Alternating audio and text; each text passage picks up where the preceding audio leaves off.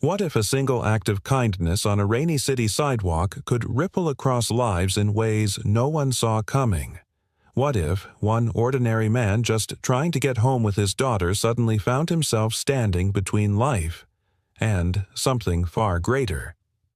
Before we begin this unforgettable story of courage, second chances, and quiet love, if you enjoy heartfelt, meaningful stories that stay with you long after they end, don't forget to subscribe to our channel.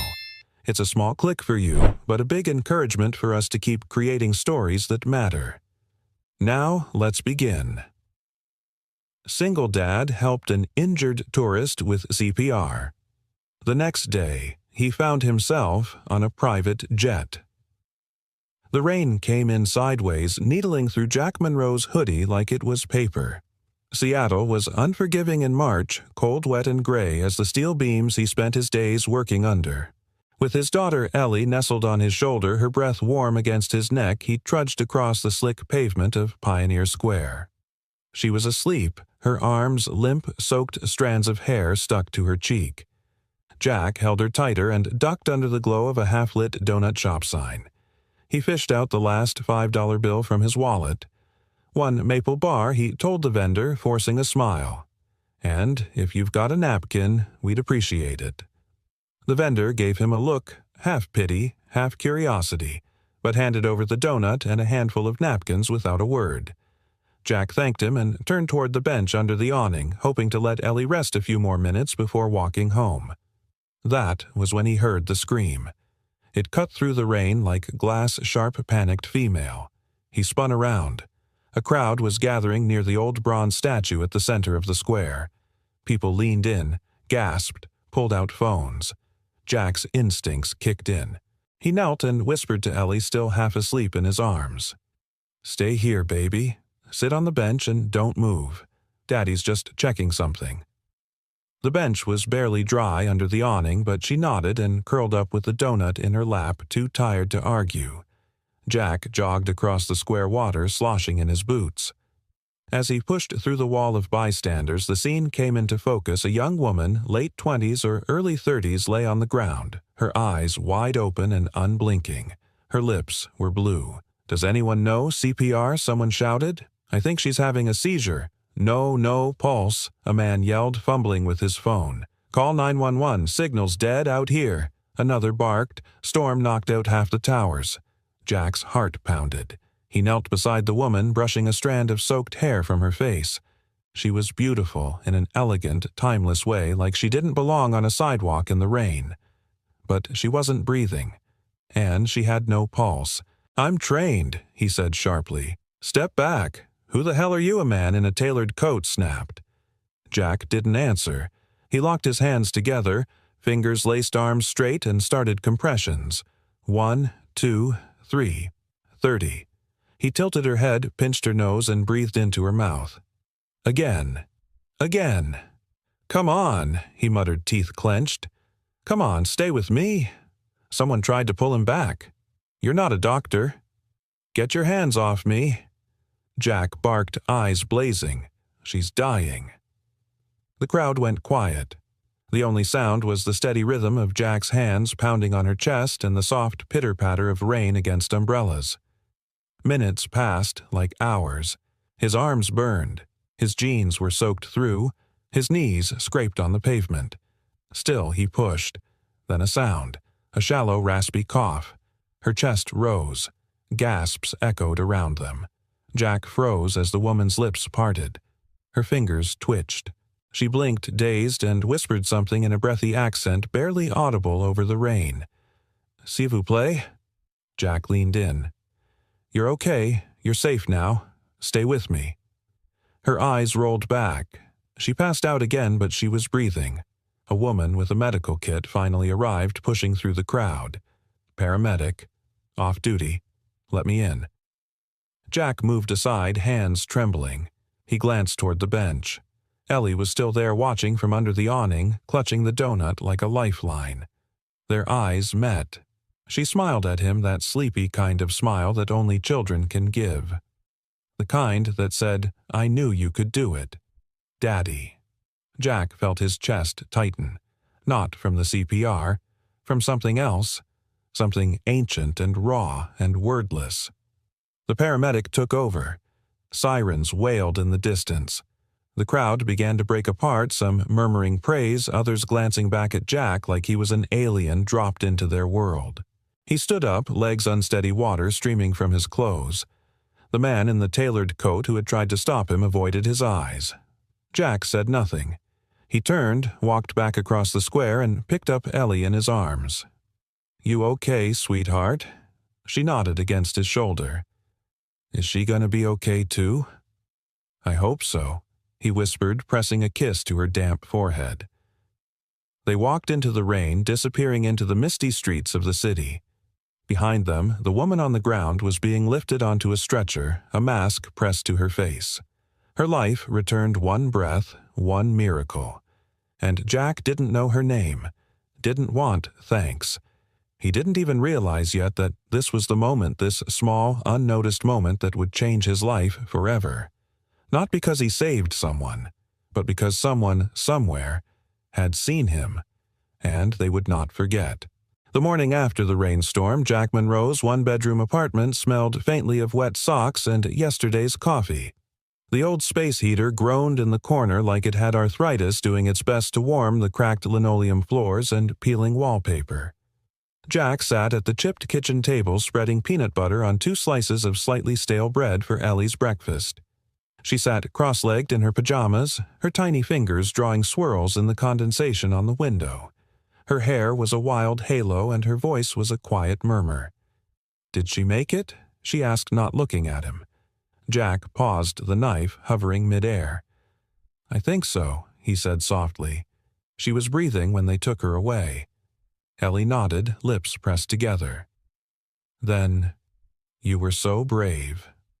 Jack gave a tired smile. "Nah, I just remembered what to do, that's all." He didn't tell her that he hadn't slept, that all night his mind had replayed the moment her chest moved again. He could still feel the resistance of her ribs beneath his palms, the terrifying weight of a life slipping away in his hands, and he still had no idea who she was. After Ellie was dressed and dropped off at school, her purple backpack bouncing behind her, Jack went to his part-time repair job at Doris Langley's place down the block. Doris was 92, sharp-tongued and sharper-eyed, and lived alone with 3 cats named after U.S. presidents. When he finished rewiring her thermostat and refused the extra $20 she tried to sneak into his tool bag, she squinted at him and muttered, "That girl who collapsed downtown. That was you, wasn't it?" Jack froze. "Ma'am," she pointed her cane at the small box television on the counter. "Saw it on the morning news. They blurred your face, but I know that posture. That's the way you bend when you lift Ellie." Jack scratched the back of his neck. "I didn't do much. You saved a life, boy. You did everything." He left her house with a bag of day-old muffins and a heart strangely heavier than when he arrived. It wasn't guilt, and it wasn't pride. It was something in between. The discomfort of having done something right in a world where right things were too often ignored. Back home, he dropped the tool bag by the door and kicked off his boots.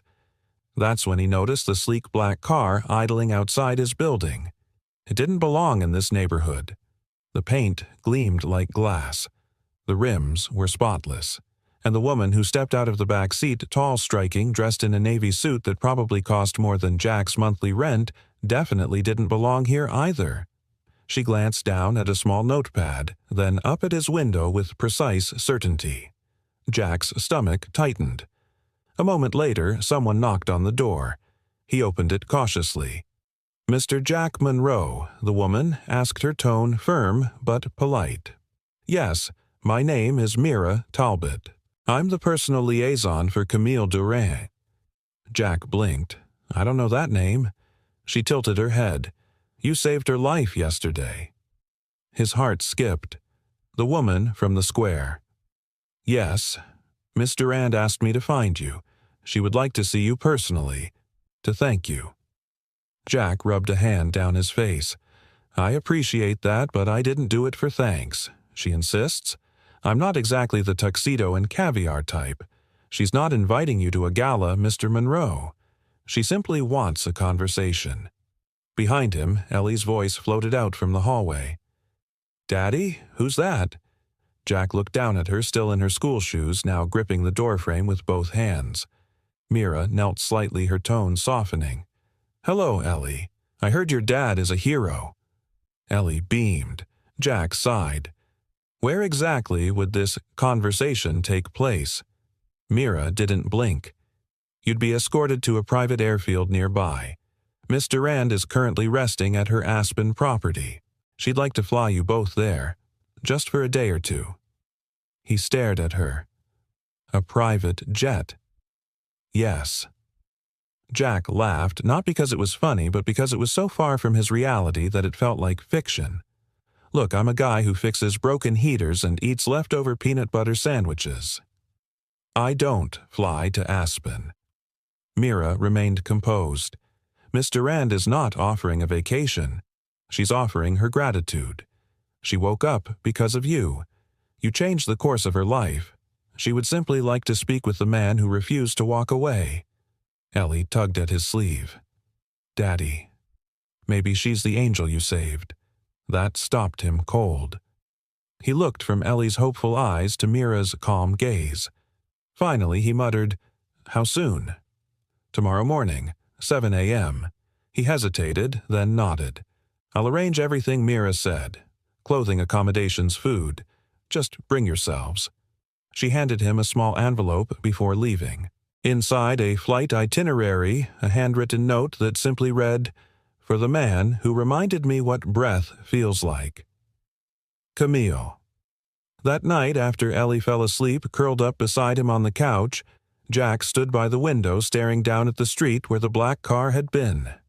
He wasn't ready for this, but something deep in his gut whispered, "Go." Not for the luxury, not for the mystery, but because sometimes life knocks once, and if you're lucky enough to answer, it might just change everything. The sun hadn't yet broken the horizon when Jack tightened Ellie's jacket zipper and stepped out into the cold hush of early morning. Fog clung low to the sidewalks like reluctant dreams.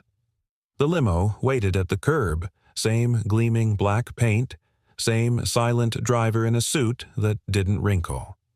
Ellie clutched her worn pink backpack and looked up at her father, sleepy but excited.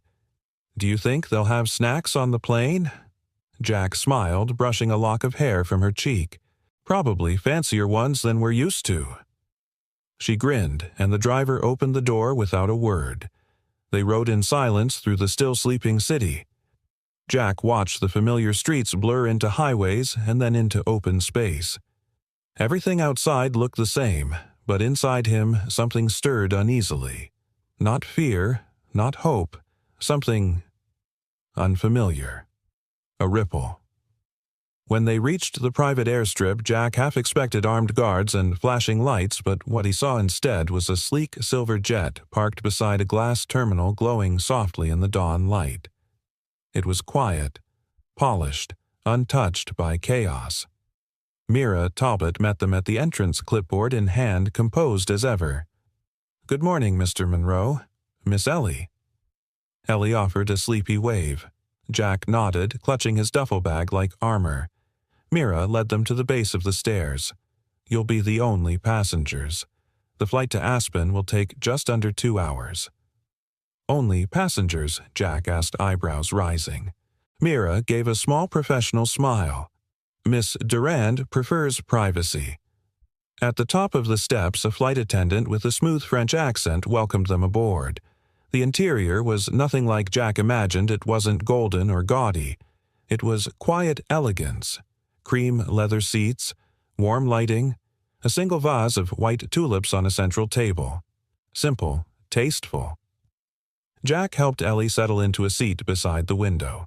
She pressed her nose against the glass, immediately marveling at everything. He sat across from her, trying to appear unfazed, but his boots felt too big, his jacket too worn, his presence too loud in this cocoon of wealth. Half an hour into the flight, Jack was staring absently out the window when a voice from behind said softly, "May I?" He turned. The woman from the square stood at the end of the aisle, but this time she was standing under her own strength. Her skin, though still pale, glowed with life. Her eyes, hazel-laced with amber, met his with an intensity that made him forget to stand. Camille Durand was not what he expected. She wore a simple cashmere sweater, gray slacks, and no makeup except for the slight gloss on her lips. There was a faint bandage on her neck just above the collarbone. Vulnerability lingered in her frame, but not weakness. Jack stood belatedly reaching out his hand awkwardly. Jack Monroe. She ignored the handshake and stepped forward and then did something Jack never anticipated. She hugged him. Soft, tentative, brief, but real. I wasn't breathing, she said, her voice low. And then, I was. Because of you. Jack cleared his throat, trying not to crumble under the strange weight of her sincerity. I just did what anyone would have done. No, Camille said firmly. Most people stood and watched. You moved. She sat down across from him. Ellie peeked over the seat wide-eyed.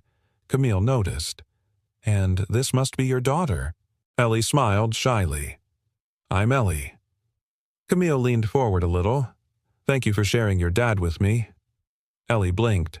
I didn't share. He ran. Jack laughed. Camille did too. For a moment it felt normal. Then Camille's eyes darkened slightly. I owe you more than a thank you, Jack. You don't owe me anything. I disagree.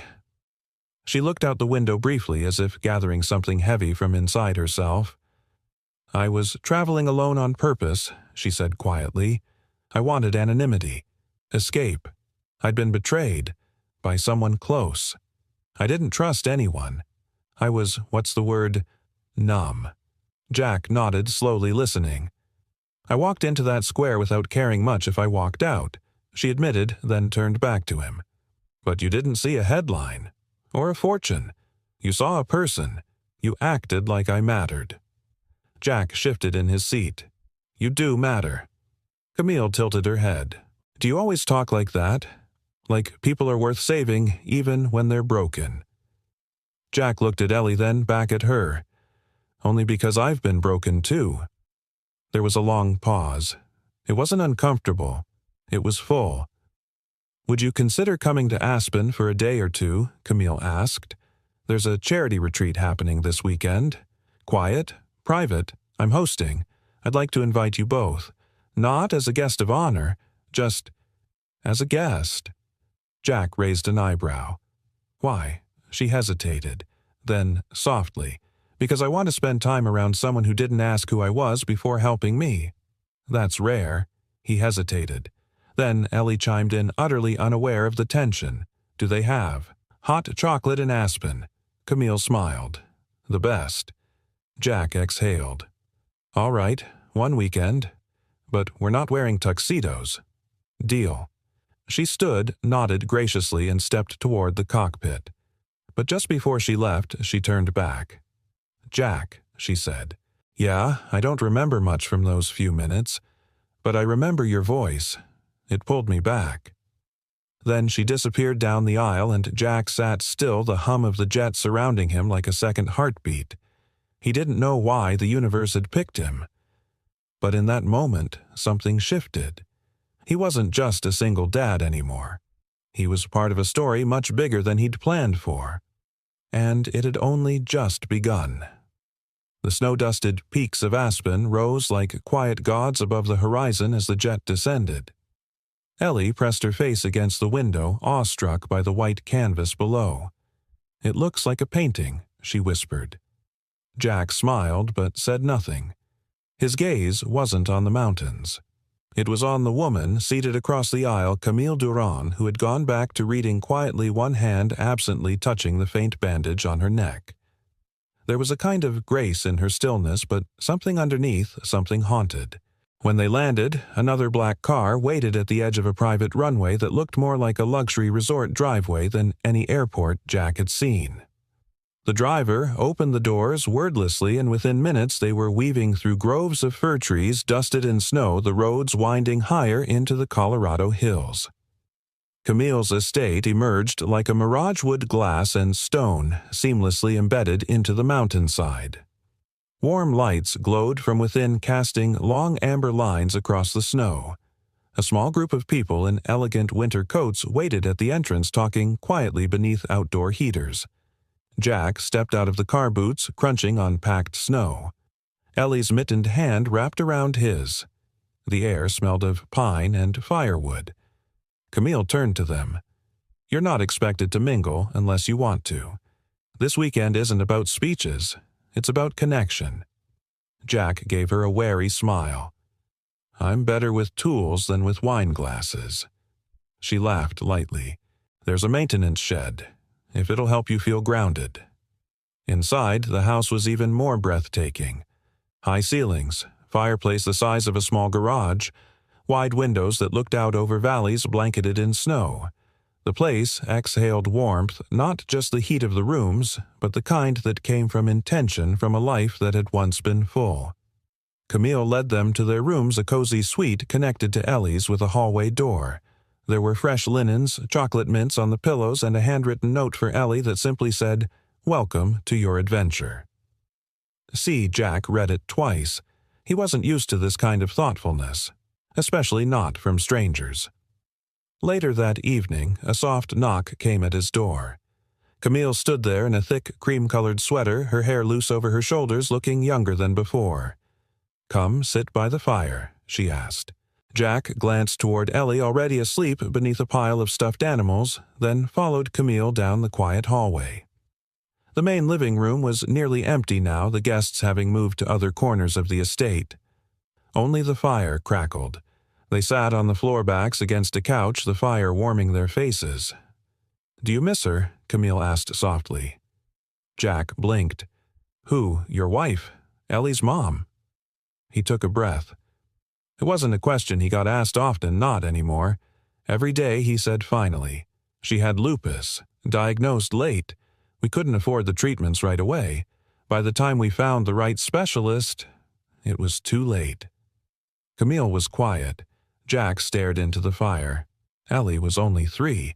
She barely remembers her, but sometimes she'll hum one of the lullabies Lydia used to sing. I don't know if she remembers the song, or just the feeling. Camille's voice was barely audible. "That's what I was missing, I think. The feeling." Jack turned. She was staring into the flame's eyes, distant. "You said someone betrayed you," he said gently. "What happened?" Camille hesitated, then spoke slowly. "I was engaged to one of our foundation's attorneys. I thought I was building something with someone who saw me. Not the company, not the wealth, just me." She shook her head. Turns out he was building something too, an offshore account, a cover story, and an exit plan with my former assistant. Jack didn't speak. He knew the wound was still raw. I stepped down from the board for a while, told the press it was stress, told myself it was strategy. Her laugh was bitter. I didn't trust anyone, didn't even trust myself.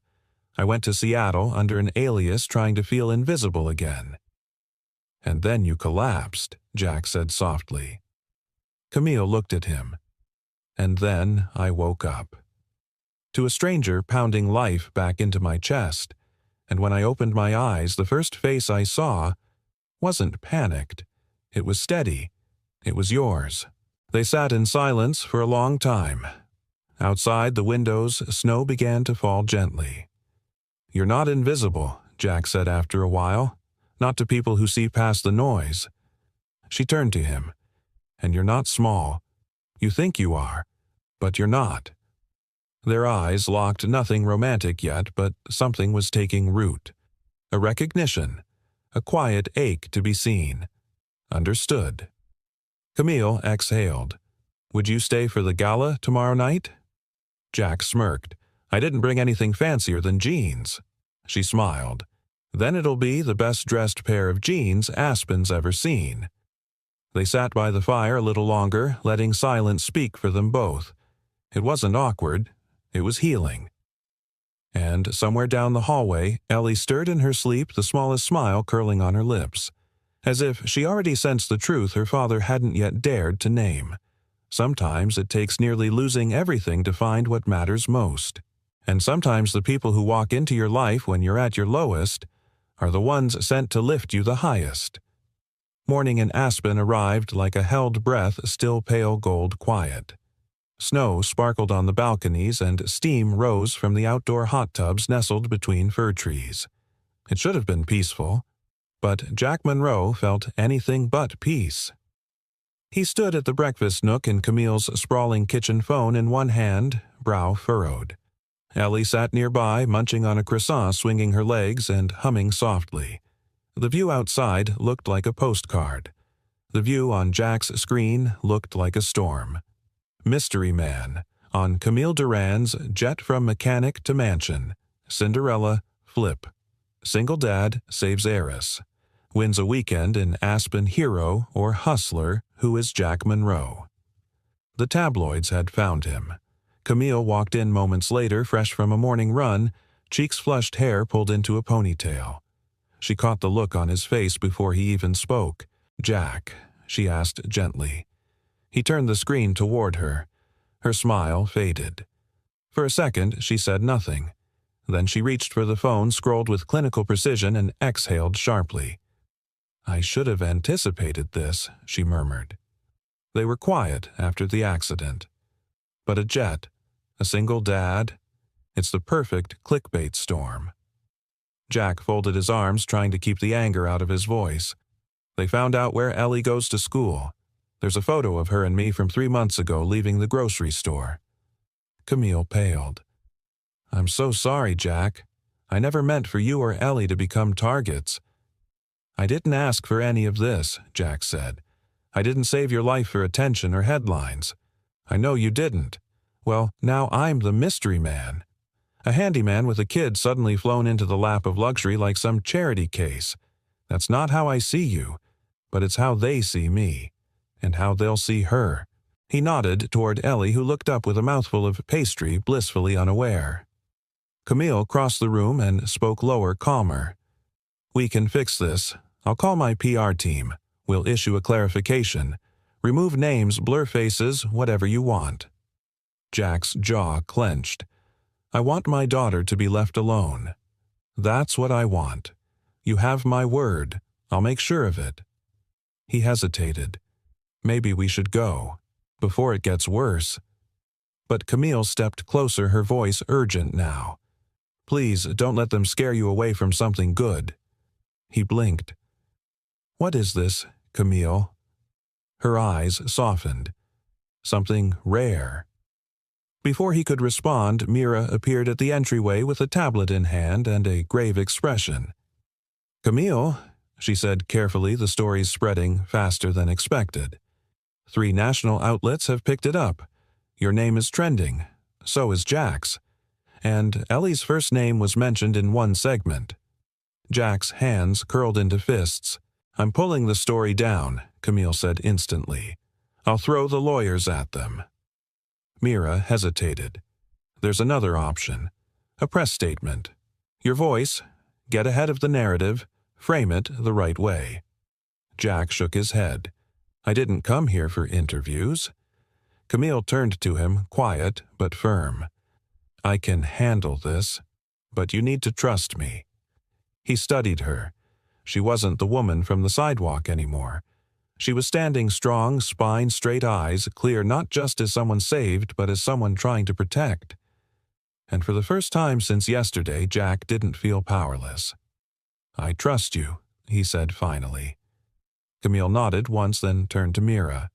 "Schedule a controlled interview. No tabloids. Someone reputable." Mira gave a brisk nod and left the room. Ellie wandered over and tugged at Jack's shirt.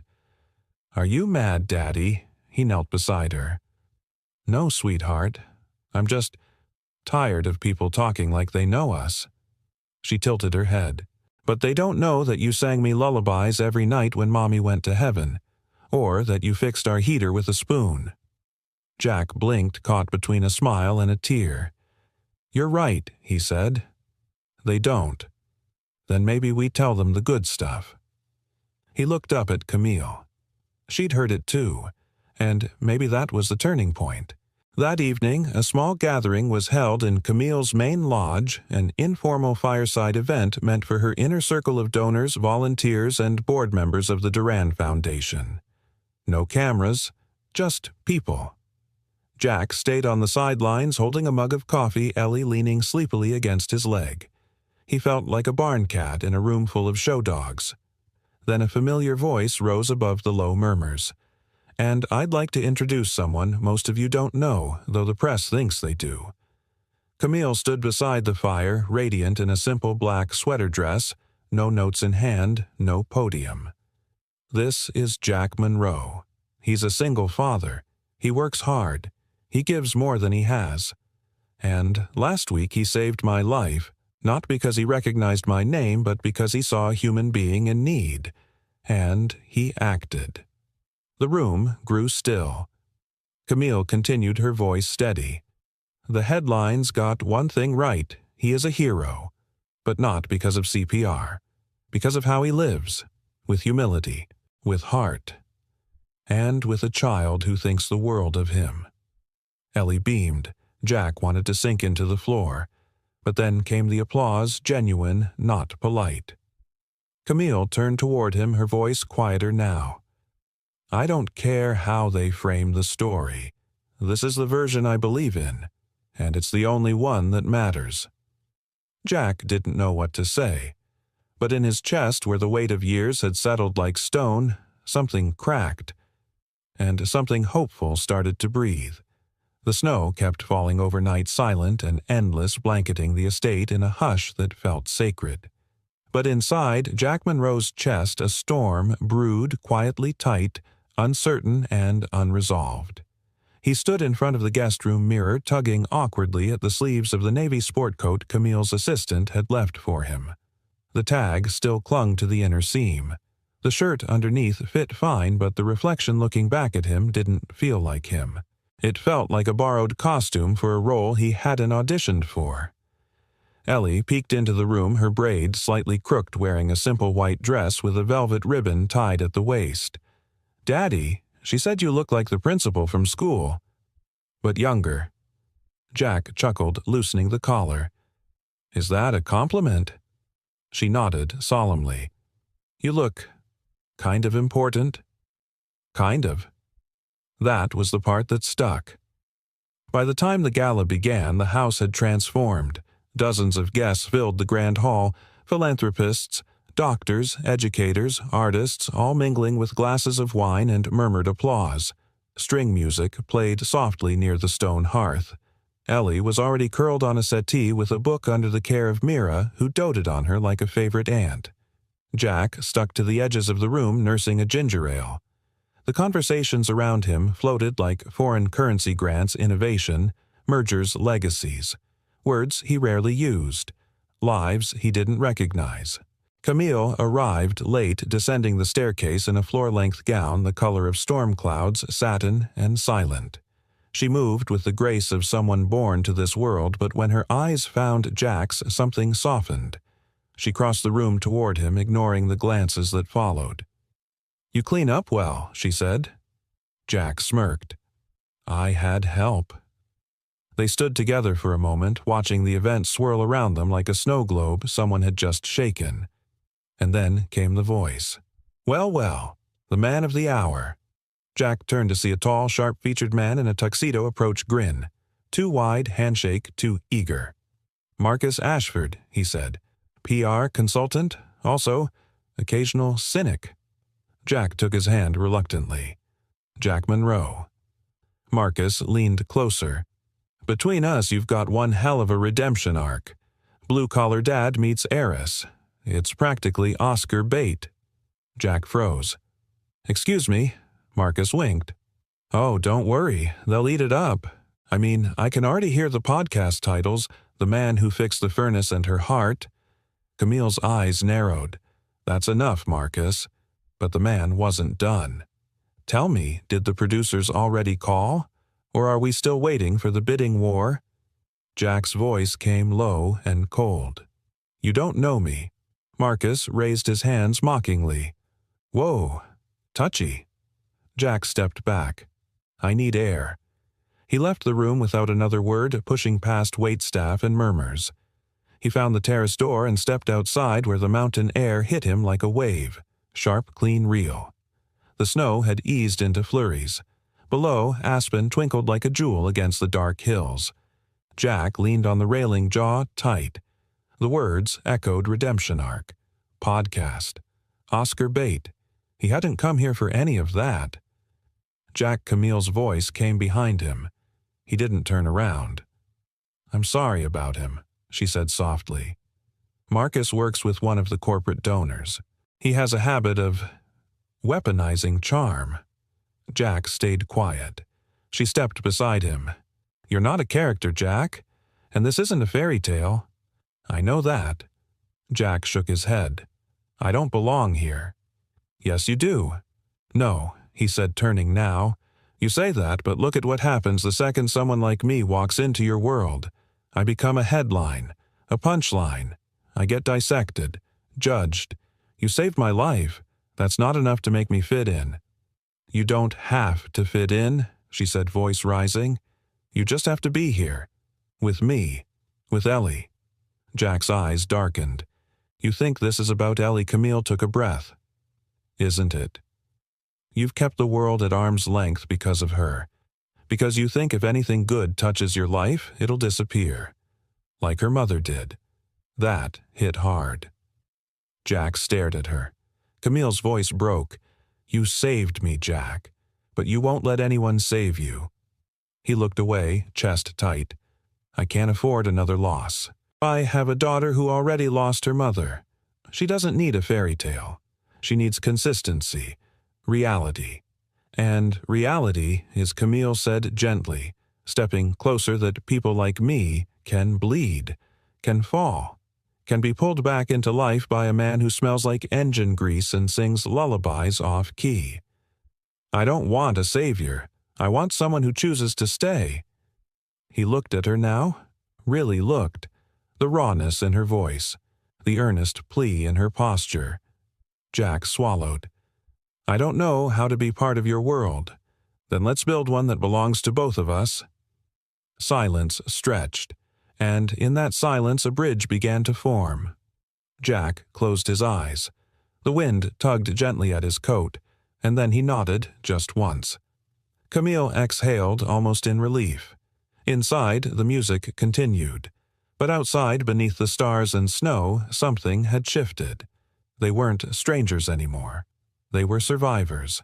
And perhaps, if the world could be cruel enough to bring them both to the edge, it could also be kind enough to give them somewhere to land. The next morning, the house was quiet in that gentle way. All big places are when the crowd has thinned and only the heartbeat remains. Most of the guests had already left. The gala was over. The snow was melting under a weak Colorado sun, and Jack Monroe stood in the library holding a cup of coffee he hadn't yet touched. The fire crackled beside him. His eyes traced the spines of books he hadn't read and probably never would. Titles about art philosophy, global health.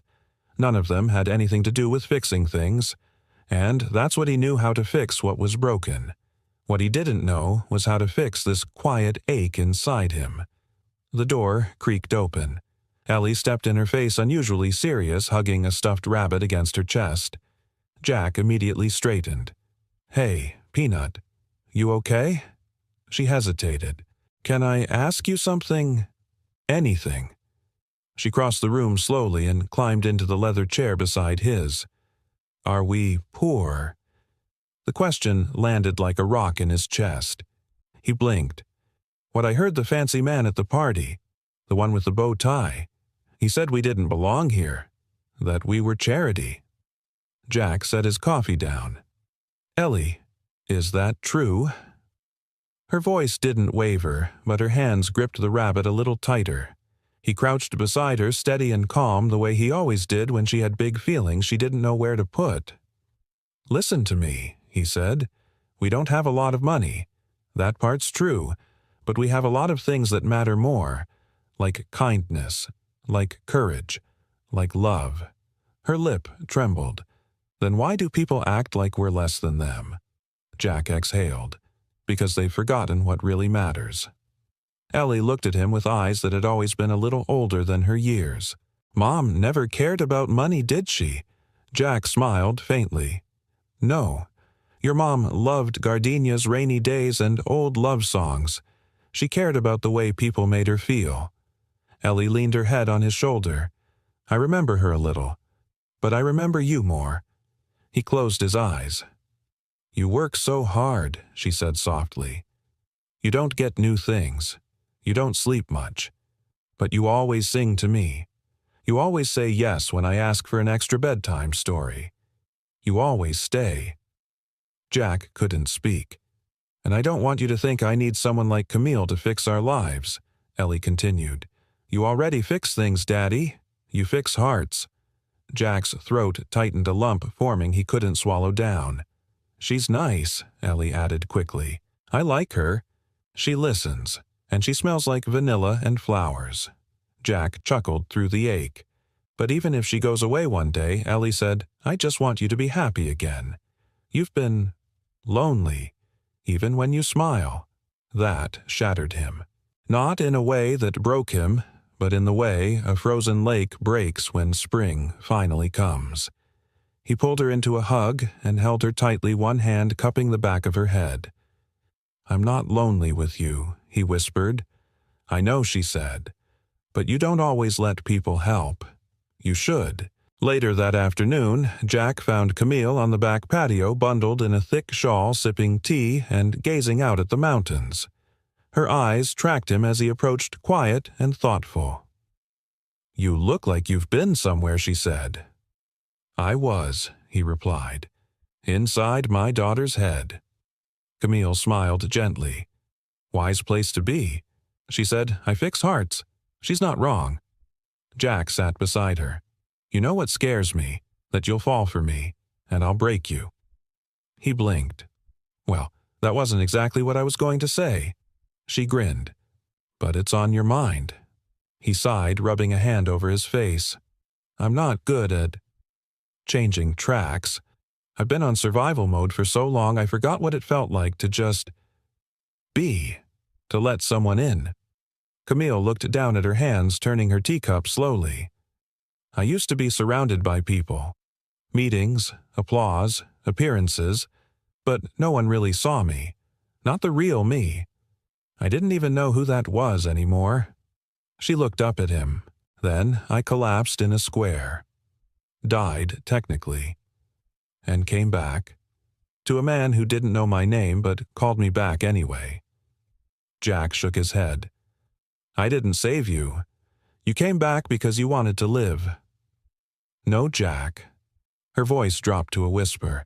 I came back because for the first time someone asked me to stay. Silence wrapped around them like a warm blanket. I'm afraid, Jack admitted. So am I, Camille replied. But fear means there's something to lose, and I think we both deserve something to hold on to.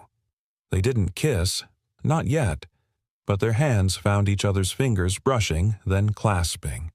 And in that quiet moment beneath the snowy peaks and between two wounded souls, something powerful took root. Not rescue, not romance, but the slow, brave beginning of healing. That night, as Ellie drifted to sleep with the stuffed rabbit tucked under her arm and Jack humming an old lullaby, she didn't know the words to Camille, watched from the hallway, quiet, unseen. And for the first time in a long time, she wasn't thinking about her inheritance or legacy or the headlines.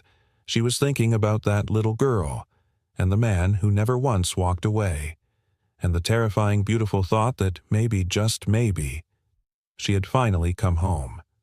The Durand Foundation's Winter Gala had always been a polished affair, crystal chandeliers, live string quartets, speeches curated to perfection. But this year, something felt different. Not because the room was less grand, it wasn't. Not because the donors were fewer, they weren't. It was different because Camille Durand had changed. She stood backstage in a quiet hallway just off the ballroom wearing a deep emerald dress that shimmered like pine needles in moonlight. Her fingers fidgeted slightly with the edge of a note card she hadn't intended to use. Across from her, Jack waited in his modest charcoal jacket freshly pressed by Mira's team. They weren't there for the optics anymore. They were there because something bigger was blooming between them within them, and now maybe for the world to see. Camille turned to Jack. "Are you sure you're up for this?" He raised an eyebrow. "You mean the speech? Or walking into a room where half the people think I'm your midlife crisis?" She almost laughed, but the truth in his tone stung. "That's not what they think." He glanced at the crowd visible through the curtains. "Some of them do." "Then let them," she said firmly. "Because I know who you are." Jack paused. "I'm not good at public things." She stepped closer, her voice low and calm. "Just speak like you do to Ellie. Speak like no one's watching but her." That stilled him. Mira peeked through the curtains and nodded. "It's time." Camille took a breath, then walked out first. The crowd hushed as she reached the stage. The room, bathed in gold and amber lighting, held nearly 200 people, some donors, some press, some friends. But all eyes were on her. "Good evening," she began. "Tonight you were expecting the usual recap of our foundation's milestones, grants-funded programs, launched statistics delivered with flair." She smiled lightly. "But instead, I'd like to introduce someone who represents the why behind all those numbers." She turned toward the curtain. Jack stepped out. He didn't stride or pose. He simply walked like a man who'd never expected to be on a stage, modest, calm, and real. He wore no tie. He carried no notes, just his hands in his pockets and his heart in his eyes. He looked out at the crowd, then down at Camille. She nodded once. Jack adjusted the mic, cleared his throat. "I'm not here because I belong in a room like this," he said honestly. "I'm here because one day in a city square I saw someone collapse, and I couldn't walk away." A quiet ripple moved through the audience. "I'm a single dad," he continued. "A guy who fixes broken things, mostly heaters and refrigerators, sometimes toys that have been stepped on too many times. I've made a lot of mistakes. I've missed payments. I've eaten cold soup for dinner more times than I care to count." He glanced toward where Ellie sat beside Mira, dressed in a pale blue dress, legs swinging. She smiled at him, and he smiled back.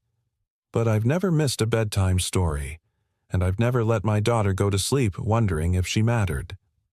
The room was still. When Camille fell, there wasn't time to think about who she was. She wasn't a billionaire or a headline. She was just a woman who'd stopped breathing. And I did what I knew to do, not because I'm a hero, but because I couldn't imagine her daughter, if she had one, losing her like mine lost her mom. Gasps echoed. A few wiped their eyes. "I'm not good with charity galas or the right fork for salad, but I know how to hold a hand that's slipping, and I know what it means to keep showing up even when no one's clapping." He stepped back slightly, his voice quieter now. "If this foundation is about impact, then let it be about moments like that. Ordinary people. Extraordinary choices. Not just big checks, but hearts that won't walk away." He nodded almost to himself. Then, "Thank you." The applause didn't burst like thunder. It rose like a wave, slow, growing undeniable. People stood, one by one, until the whole room was on its feet. Camille looked up at Jack, her eyes bright, her hand finding his as they stepped down together. After the speeches, the ballroom shifted into celebration. Wine glasses clinked, laughter rose, conversations bloomed with sincerity for the first time that evening. Jack found Ellie curled up in a corner of the room reading. He knelt beside her. "Hey, Peanut, how was I?" She closed the book and leaned on his shoulder. "You made people cry. That's how you know it was good." He chuckled. "That wasn't the goal." She looked up, but maybe it needed to happen. A few feet away, Camille stood surrounded by donors, but her gaze never left Jack. Later that night, when the lights dimmed and the crowd thinned, Jack and Camille stood by the massive window overlooking the moonlit forest. The music had faded to a gentle piano echo. "That was brave," she whispered. He shrugged. "I just told the truth." Camille turned to him. "Then maybe more people should start doing that." They didn't need more words. Their fingers laced naturally. And for the first time in a long time, Jack didn't feel like he was borrowing someone else's world. He felt like he was building something new, brick by brick, moment by moment. Not because of who Camille was, but because of who they could be together.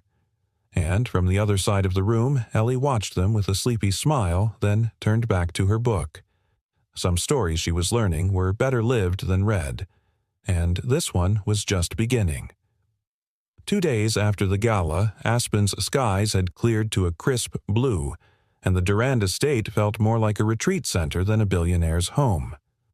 Most guests had left, but the air still hummed with what had been stirred conversations, emotions, possibilities. And something new, unspoken, between Jack and Camille. They were in the greenhouse behind the main lodge, sunlight streaming through the glass roof, warming the scent of fresh herbs and blooming winter roses. Jack knelt in front of a wooden planter box helping Ellie repot a basil plant while Camille watched from across the bench twirling a ceramic mug in her hand. "You ever think about doing this, full-time?" Camille asked. Jack looked up. "You mean gardening?" She smiled. "No. I mean this teaching, fixing, leading." Jack leaned back on his heels. "I do fix things for a living, you know. I don't mean appliances," she said. "I mean people." He gave her a skeptical look. "I'm not a therapist." Camille set her mug down. "What if I told you I have a program in mind, something long-term real, and I want you to help build it?" Jack raised an eyebrow. "You're serious? Dead serious?" She stood now, speaking with the clarity of someone who'd thought this through for days. "We've been talking for years about expanding our outreach to underserved communities, especially around emergency preparedness and health education. But it always felt theoretical, safe, detached. Until now." Jack stood slowly. "You're talking about CPR programs." "And more," she said. "Basic life-saving skills. First aid training, hands-on repair clinics, fatherhood workshops, everything you do naturally, instinctively passing it on." Jack stared at her. "You want me to run it? I want you to help build it," she said. "With us. With me. From the ground up." Ellie, still kneeling by the planter box, looked up. "Would we get to help kids like the ones at the shelter?" Jack paused. "Yeah, sweetie. That's the idea." Camille stepped closer. "I can fund the infrastructure, but I don't want this to be another Durand headline. I want it to feel like your legacy, too." Jack swallowed hard. "That's a lot. It's what you've already been doing. Quietly. You just didn't have a name for it." He looked down at his hands, calloused, worn, steady, then at Ellie, now gently patting soil around the new roots. And finally at Camille, eyes steady, offering not a handout, but a hand in. "What would it look like?" he asked. She lit up. "A pilot program in Seattle. You'd choose the location. We bring in volunteers, training teams, build a mobile unit eventually. We call it Every Breath Counts." Jack chuckled. "That sounds like something my daughter would come up with." Ellie clapped. "I love it." He turned back to Camille, the smile softening. "You've thought of everything." She shook her head. "Not everything, just the parts that matter." Silence settled between them, but it was warm, not awkward. Jack nodded slowly. "Let's do it." Camille blinked. "Really?" He took a breath. "It's terrifying. But maybe that's how I know it's right." That evening, they returned to the main lodge where Mira had set up a small celebratory dinner, just the three of them and a few staff who had become like family over the past week. Nothing fancy roast chicken cornbread, homemade lemonade. After dessert, Ellie got up and presented Camille with a drawing done in marker on hotel stationery. It showed a cartoon version of Jack fixing a big red heart with a wrench, Camille standing beside him with a clipboard, and Ellie handing out chocolate chip cookies to smiling kids. At the top, in big crayon letters, it read, "The Fix-It Team." Camille laughed through a tear. "I'm framing this." "You better," Ellie said proudly. "It's the first draft of our logo." They all laughed, and for a moment there was nothing complicated between them, just joy and warmth and the quiet miracle of belonging. After Ellie went to bed, Jack and Camille stepped outside, bundled in coats, leaning on the railing that overlooked the glowing slope of aspen below. "She believes in this more than I do." Jack said, his breath visible in the cold air. "She believes in you," Camille replied. "And so do I." Jack was quiet for a long moment. "I didn't think this was possible." "What this?" he said. "A life that doesn't feel like holding my breath all the time." She looked at him gently. "That's what this is about, isn't it? Every breath counts. It's not just about CPR." Jack nodded. "It's about choosing to live, not just survive." Camille's hand found his, and this time it didn't feel uncertain. It felt earned. Later that night, Jack watched Ellie sleeping peacefully, her arms around her stuffed rabbit. He closed the door softly and turned to find Camille waiting in the hallway. "I'm scared," he said honestly. "So am I," she admitted. "But I want to try." "Then let's try." He stepped toward her, heart pounding, and kissed her gently, reverently. Not a fairy tale kiss. A real one, full of questions and hope and all the healing they still had left to do. When they finally pulled apart, Camille whispered, "You just made your first bold move as co-founder." He smiled. "I'll take it."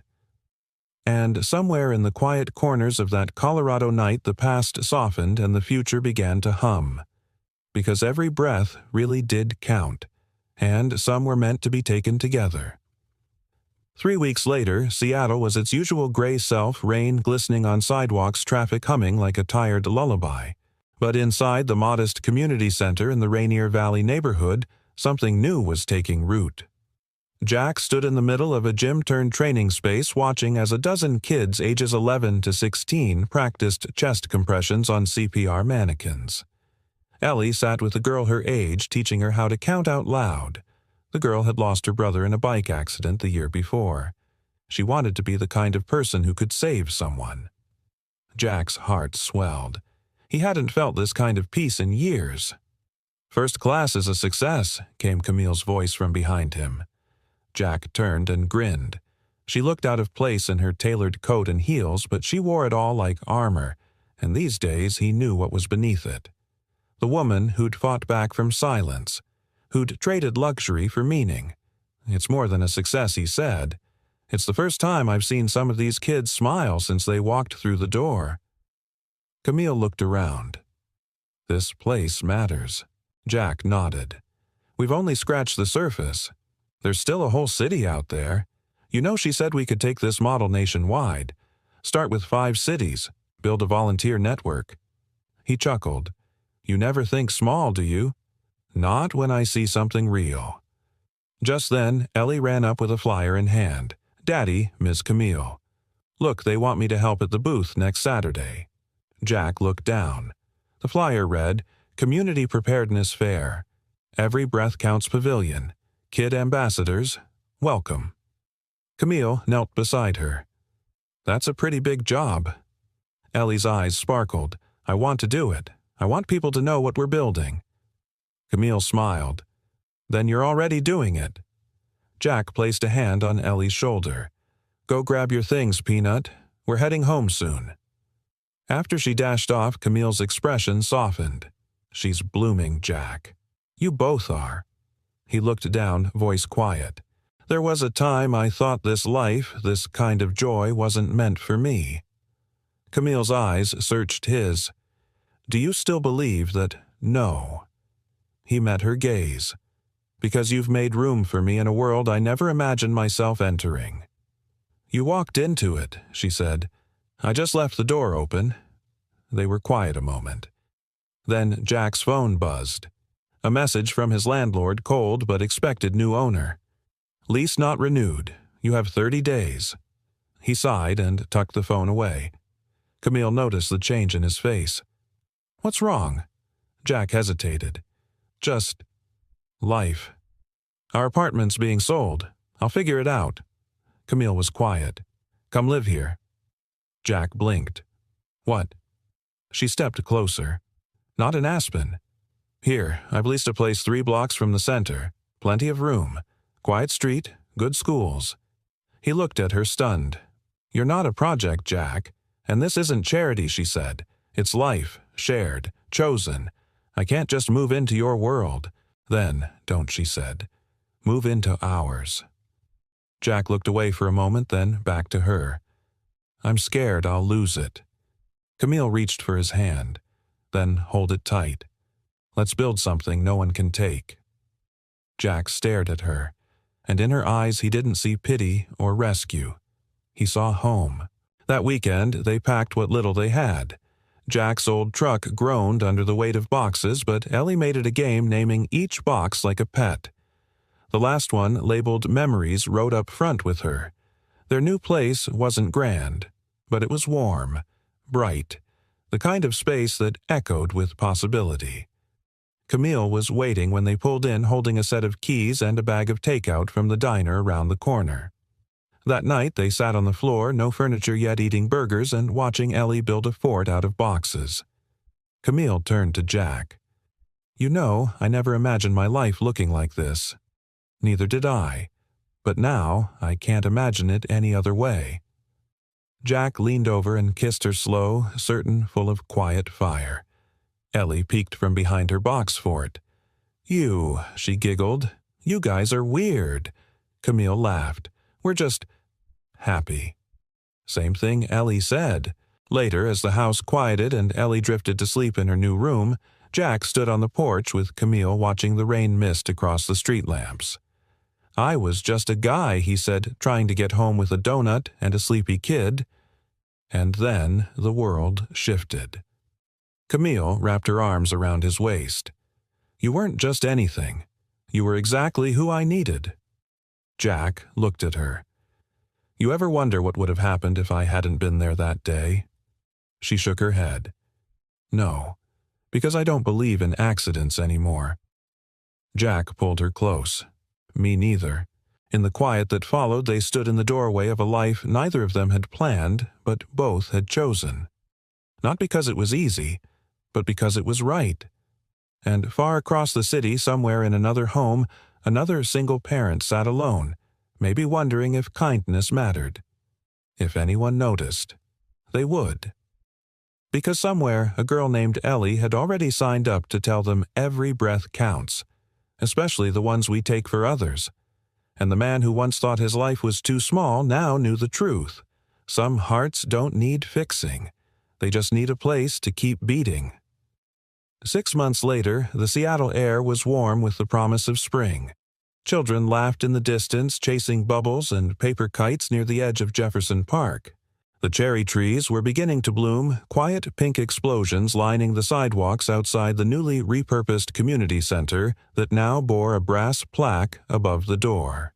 Every breath counts initiative. In honor of those who stayed when it mattered most. Inside, the gymnasium pulsed with life.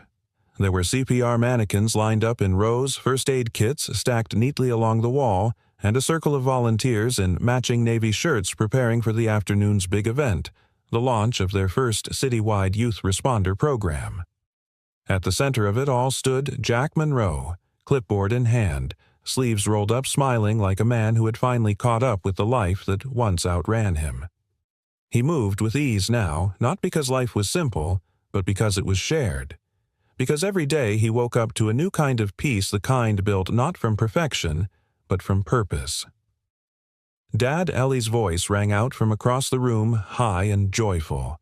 She ran toward him in her own mini-sized Every Breath Counts t-shirt, proudly holding a ribbon-wrapped certificate.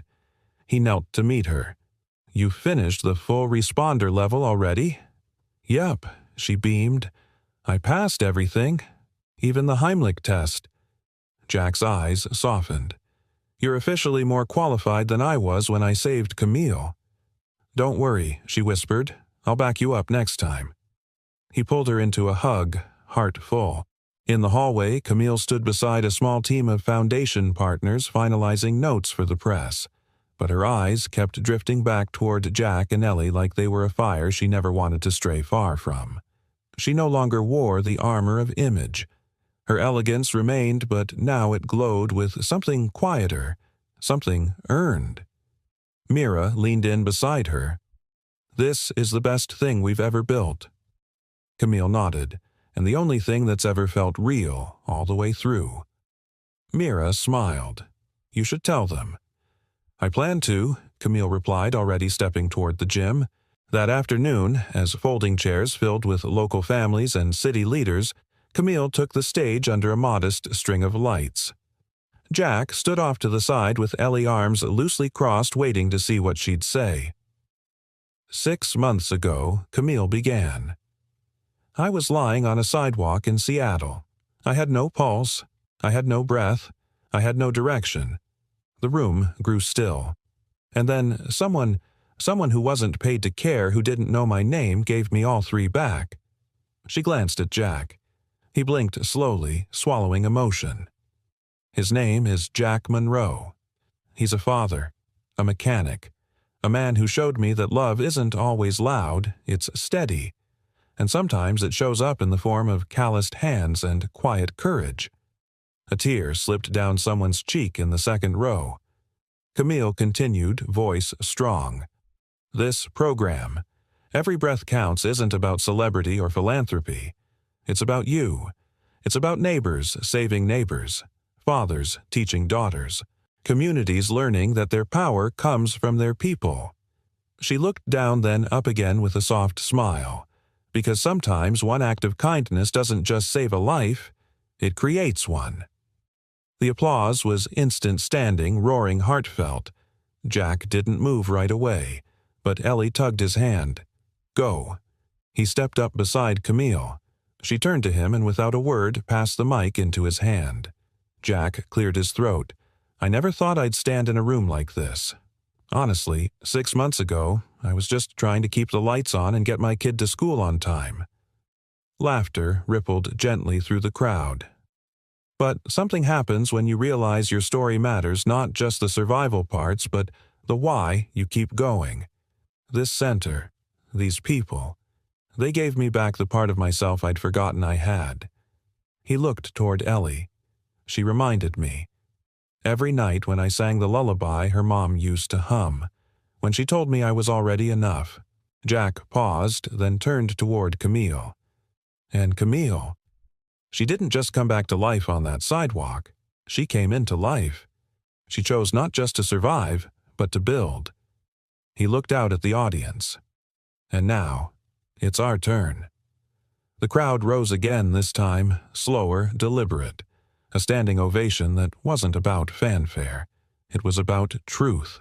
That evening, after the guests had gone and the sun began to dip behind the city skyline, Jack and Camille stood on the center's rooftop garden where Ellie danced among potted herbs and wildflowers. The city glowed below. "I still can't believe this is real," Jack murmured. Camille leaned into him. "Believe it. You made it real." He looked at her, wonder still in his voice. "Do you think we'll keep going, that we can make this last?" She didn't hesitate. "We already have." He turned, took her hands in his. "Camille Durand, you were the breath I didn't know I needed." She smiled. "Jack Monroe, you were the silence I didn't know needed breaking." And then beneath the sky where their stories first collided, they kissed, quiet, deep, whole. A promise made not of words, but of presence. A few feet away, Ellie twirled her laughter, floating up like music. And in that moment, life didn't need to be perfect. It just needed to be lived with love, with grace, and with the knowledge that even one breath, one act, one person can change everything. We'd love to hear from you. Where are you watching from, and what part of this story touched you the most? Share your thoughts in the comments below. We read every one of them. If this story moved you, inspired you, or simply made you feel something real, please consider subscribing to our channel. Your support means the world and helps us continue bringing powerful human-centered stories to life. Thank you so much for watching. Until next time, take care, stay kind, and remember, every breath counts.